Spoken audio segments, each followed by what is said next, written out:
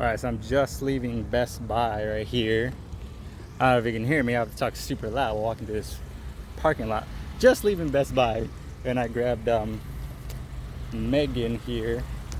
Finally grabbing Megan on 4K. It came out a few weeks ago, but I've just been really busy and she's been really lazy just to get out here to Best Buy. Let me open my car and get in. Excuse my hair. I'm looking a mess right now. Oof. Alright, excuse the hair. Kind of looking a mess right now, but on my way to work.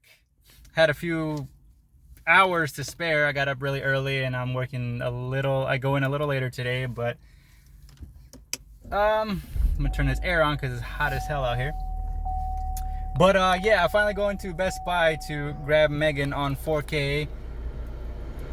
They had to go to the I went up to customer service. I was like, hey, can you guys grab this for me in the back? I didn't see it out there. Sorry if you can't hear me, if the air is like on full blast. But the guy's like, oh, did you check this little kiosk here in the front? Did you check the movie section? And I'm like, yeah, the section that's literally like one end cap. Yeah, I checked it, wasn't there. He's like, are you sure? I'm like, yeah, I'm very sure, dude. Your movie section is basically non-existent, so it's gonna be real easy for me to look through it. It took me like literally 10 seconds to look through their entire movie section. So he's like, okay, and then had to go to the back and grab it. But I'm telling him, I'm like, bro, I know your inventory probably better than you do, so yeah, it's in the back. But yeah, he got it for me. Really nice guy. You can just tell that he just didn't want to go to the back to get it, but it's all good. Yeah, I mean, I haven't talked about the whole like Best Buy physical media thing because I probably won't say anything that you haven't already heard from everybody else. But I think with me, it's a little bit, I have a little bit of insider knowledge because I've worked retail for a large amount of years and I've managed a lot of retail places, and one of them was including Best Buy. So I have a bit of insider knowledge that a lot of people who have never worked at Best Buy and have never managed any retail places know about. If you're just a regular consumer, you only really know like the outside looking in, whereas I was on the inside looking out all the time, and on both sides because I was a Best Buy customer for a long time as well. But here's the thing, people. I know a lot of people are really upset about the whole Best Buy getting rid of physical media thing, and it's like, oh, Best Buy is gonna die and this and that. Honestly, bro, Best Buy has been dying for a long time, and I saw it coming, which is why I left. Because like I said, being on the inside, managing retail places, you know when something is wrong. You can see the numbers. You can see not just the numbers on a spreadsheet that you're not doing so great, but you can also see for yourself when you're hanging out inside the store and watching customers about what they're buying and their complaints about everything.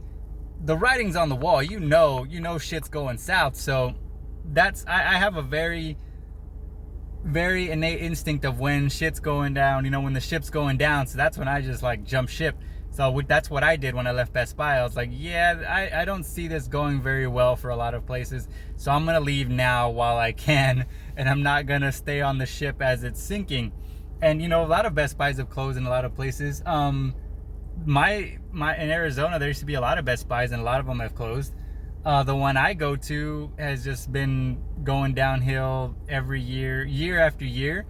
And including with the physical media, I've seen it just dwindle down bit by bit, year by year. And so it's really not that surprising to me. And like I said, when I used to work at Best Buy, if I'm being completely honest with you guys, physical media, including music and games and movies, was not a big seller. I'm sorry to say this to you, and I know a lot of people love physical media. I do as well.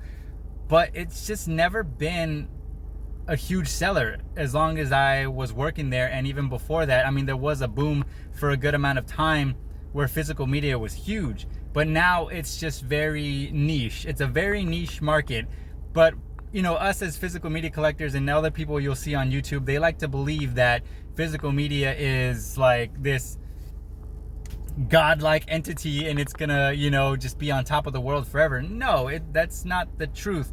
I know we like to think it is because physical media is literally a lot of people's personality. They've made it their personality, and that's, you know, their whole entire worlds revolve around physical media, which is honestly kind of sad.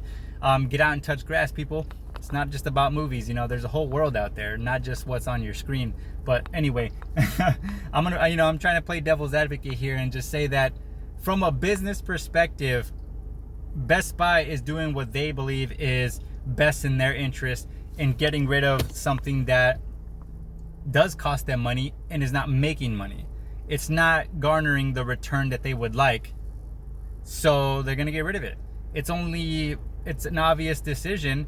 I know it sucks for a lot of people because they have to rely on Best Buy to get their physical media, you know, that you might not have. Me, I've been lucky enough to where I can just go to Zia Records or Bookman's and get my physical media there.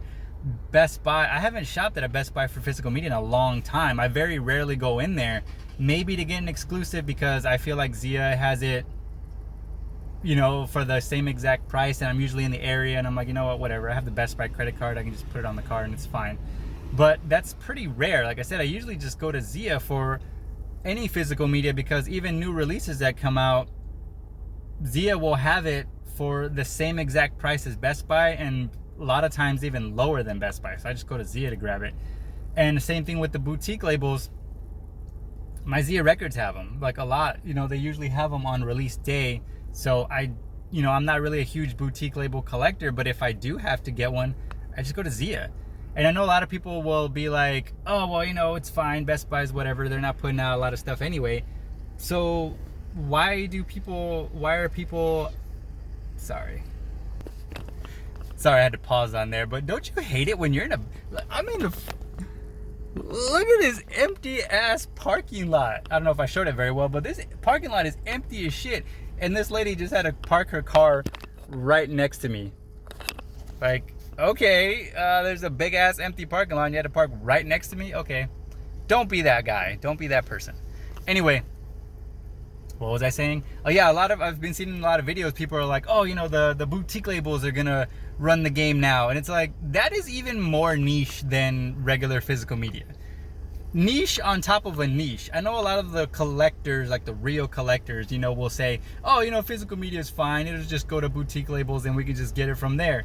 Yeah, and then they're gonna jack up the prices even higher than they are. A boutique label release is already $30 or more. So I mean, what's gonna stop them from upping up the price? Because they're the only people that are gonna have it. So, you know, they're gonna have a monopoly on it. So they can raise the prices all they want. They might not, but also if they're smart and they see that, you know, that they're the only ones that are gonna be able to release these things, they have a stranglehold on it. So what's gonna stop them from doing that? I hope they don't, because I really don't want people to be buying. People already bitch about paying a whole bunch of money for these boutique releases that are kind of shit sometimes, but they still do it because they have to. But here's the thing, like I said, it's a niche thing on top of a niche thing. Not everybody wants to collect boutique labels. I myself don't collect boutique labels because I'm not a real collector, apparently. I just don't care for them. There's a lot of those boutique labels release the most fucking obscure ass movies in existence, which is cool for people who like that kind of stuff, but not everybody does. Not everybody wants to collect the most obscure ass horror movie that no one's ever seen before except for a handful of people. And that's what I mean by it's a very niche thing. Physical media collecting is a very niche thing, and it's just going to become even more niche. I mean, obviously Walmart and Amazon are going to be those places that you can go to get it. But a lot of people also don't like ordering online because you don't know the condition of these things. They can arrive busted as hell, and then you're gonna have to return it, and that sucks. People are gonna have to go to Walmart for their physical media now, and honestly, a lot of Walmarts, hopefully they up their game, because a lot of Walmarts, especially mine, they don't carry anything. I haven't bought a movie on Walmart in years because they don't ever have shit. But I don't know. That's just my thoughts on everything. Like I said, everyone has their opinion on it. I didn't really want to speak on it because I don't really care. Honestly, it's not going to affect me whatsoever.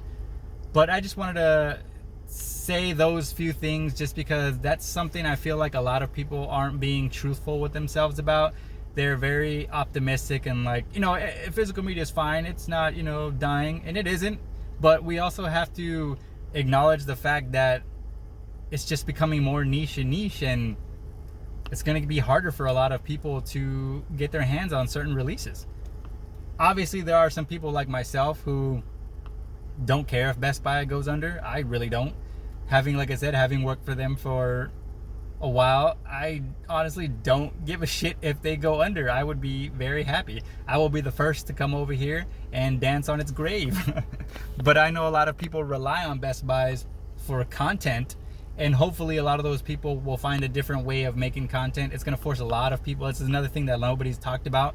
The people that rely heavily on content from Best Buy, because that's what they do, those people are going to have to get creative, and hopefully they can come up with something that keeps their channels alive and going, because if not, then it's going to be sad to see a lot of these content creators go, because a lot of them do rely heavily mainly on Best Buy for content. So that's another thing that I haven't been seeing anybody talk about, probably out of fear, because they don't want to talk about it or speak it into existence. But it's a fact, man. People are gonna have to start getting creative with their videos, but we'll see what happens. I'm just kind of chilling on the sidelines, just watching everything.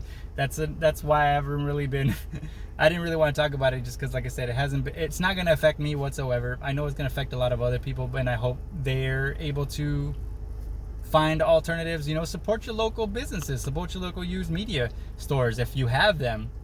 If not, go and seek them out. If you got to drive 20 minutes, 30 minutes somewhere just to find like a used media store, do it. Do that, So, but anyway, yeah, those are my thoughts. Peace out.